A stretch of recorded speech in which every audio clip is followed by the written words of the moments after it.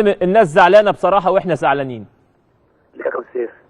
يعني احنا فندم شايفين ان الوايت نايس المره دي عندهم حق، ما اعرفش حضرتك تتفق معايا ولا لا.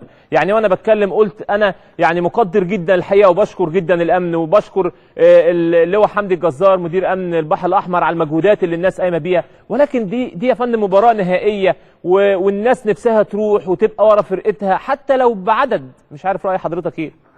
هو كابتن سيف بعد اذن حضرتك يعني كل واحد ليه رؤيه، لكن دي رؤيه امنيه وفي مواضيع اصلا مش يعني ما بيعلنش عنها، وفي ظروف معينه بالنسبه لوزاره الداخليه لا يعلن عنها اصلا.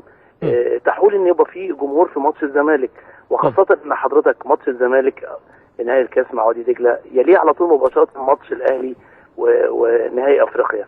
فانت حضرتك اي تاثير او اي سلبيات هيحصل في ماتش الزمالك هياثر تاثير جامد على ماتش الاهلي. ده حضرتك انت النهارده عملت كاس مصر واتحاد الكوره خد خطوه يعني محترمه جدا ان هو مسابقه كاس مصر تستكمل. موافقات امنيه حصلت في ظروف صعبه جدا، الناس يعني جت على نفسها بكتير جدا في هذا الموضوع.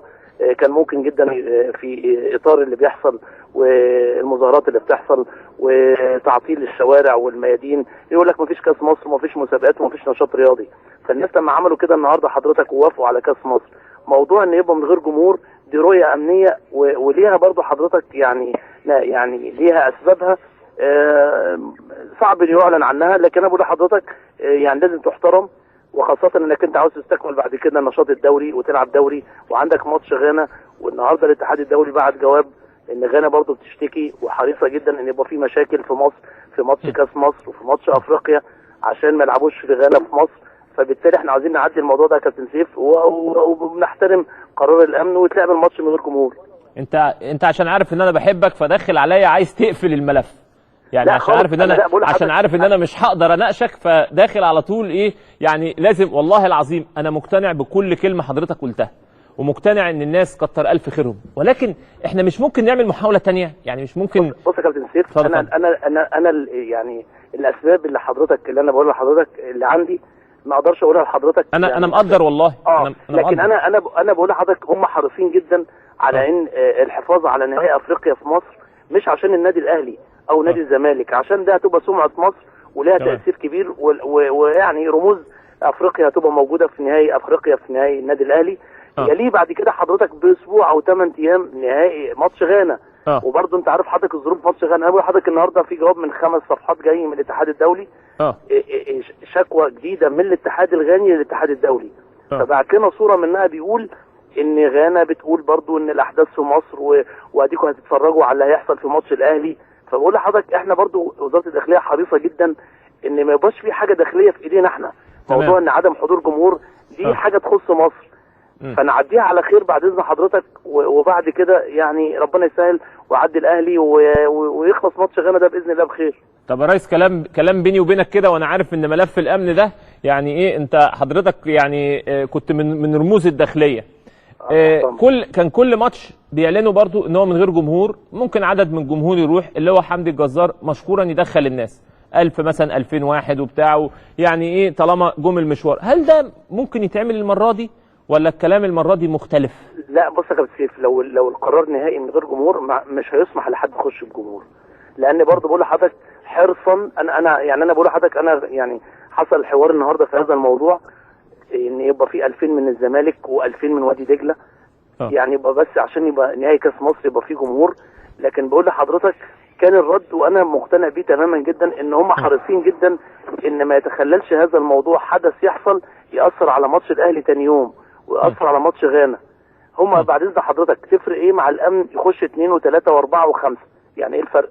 ما حضر قبل كده وفي جمهور، واللي هو حمدي الجزار حريص جدا كان في جمهور بيدخل وكان كتر خير الراجل الحقيقه.